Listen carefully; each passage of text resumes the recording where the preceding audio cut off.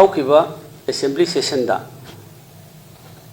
हौजिक इरांग थोइबा मरकसिदा अचौबा सिनफम अमा पीगी हाइबसी चुम्ब्रा हाइन ऑनरेबल अखोइगी leader of the house the present chief minister सिदा हंगी पीगी लेती है स्टार क्वेश्चन दा अइन हंगी स्टार क्वेश्चन अदु अगोंद लई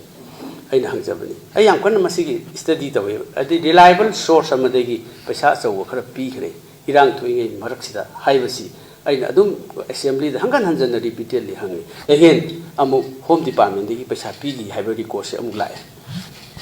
अदुना मसिगी अहान बेगी 27.38 crore C was released to the accounts of the cadres under suspension of operations through without linking unique biometric identification number haidana masigi sigi asauba investigation tawlai ngai sidai marak sida anauba latest masi lanai kung and Joshua haiba nupasida ICDFC bank sigi bank sigi through the my ICDFC की account number से आई हाइजेगे 501082660900 सिगी ICDFC account number सिदा अदेगी मागी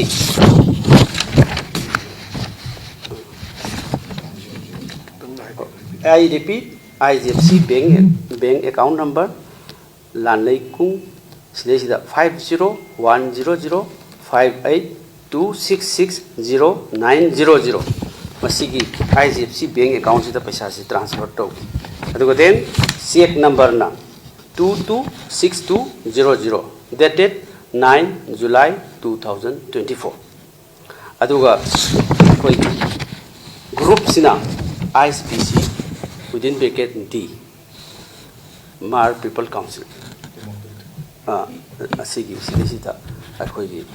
6 crore 27 lakhs masi piki out of which masigi magi 6.35 lakhs 40,000 piki dabada 6.27 crores piki that is very much latest live wafansi January gi tang kunmathoi da 2024 da resolution ama BJP ki legislature sing lauraga suspension of operation da gi withdraw tawre hai again cabinet decision of this BJP government masigi lauthokre parjada again 29 February 2024 house the passed the resolution to the 29 February 2024 resolution number 4 let me read it out. This house unanimously resolves to urge the government of India to abrogate the suspension of Operation Supak with all the cookies of UG groups militants signed by Speaker Sima Silere. Then Election Commission of India dated 3rd March 2022 अखोगी general secretary Jairam Ramesh इसासु यावी मतम दुदा अखोगी election commission दा अखोगी ECI अखोगी सिदा हाइरिबा पैसा पीखिबा मयाम सिंगसे लाली करिगी लाली सुमाय तोगना इलेक्शन स्टेट असेंबली इलेक्शन दा मसी सुमायना 27.38 crore पीबसे मसी चेक अमदा अदेगी against the modernization to police force sigisu oi adagi masida Amit Shah na adagi state government gi phandagi Amit Shah yauraga paisa pibutu madu lali haibasi election commission na madu gi reply huju phau pidri adusu aranba amani haibasi adu dum proof su adu koina demand tawraga leibineba then hairiba 6.27 crore se masi despite of all these things withdrawal from the suspension of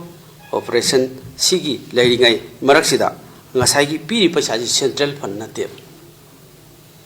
state government gi fund ne 6.27 crores very clear aduna masigi state government gi fund gi ju paisa pi ba aduna ti हाइरिबा असुक यामना